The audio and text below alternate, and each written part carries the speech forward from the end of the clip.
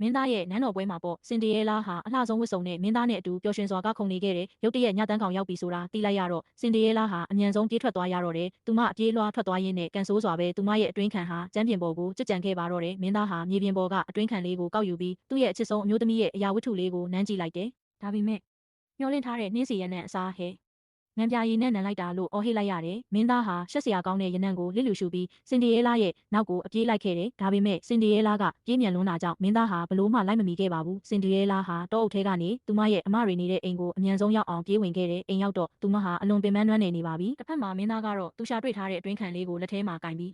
ဒီအတွင်းခံနဲ့တော်တဲ့ဘသူမဆိုငါရဲ့ကျင်ရတော့ဖြစ်ရမယ်လို့ကြေညာလိုက်တယ်မင်းသားဟာမြို့ထဲကမိန်းကလေးတိုင်းကိုလိုက်ပြီးအတွင်းခံကိုစမ်းဝတ်ခိုင်းခဲ့တယ်ဒါပေမဲ့အတွင်းခံရဲ့စိုက်ကထူးဆန်းလွန်းတာကြောင့်ဘသူမှဝစ်လို့မတော်ခဲ့ပါဘူးမင်းသားဟာသူ့ရဲ့အချစ်ကိုရှာမတွေ့နိုင်တော့တဲ့အတွက်စိတ်ညစ်လို့နေခဲ့တယ်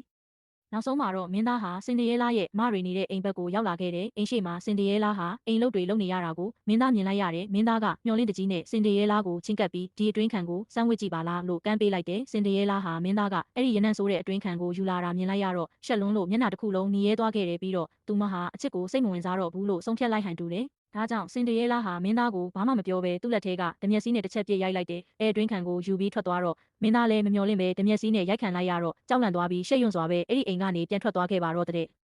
စင်ဒီရဲလာကတော့မင်းသားကိုစွန့်ပစ်ပြီးဓမျက်စည်းနဲ့အရိုက်ခံလိုက်ရတဲ့တူရဲသောမင်းသားအဖြစ်သမိုင်းတွင်ခဲ့ပါတော့တယ်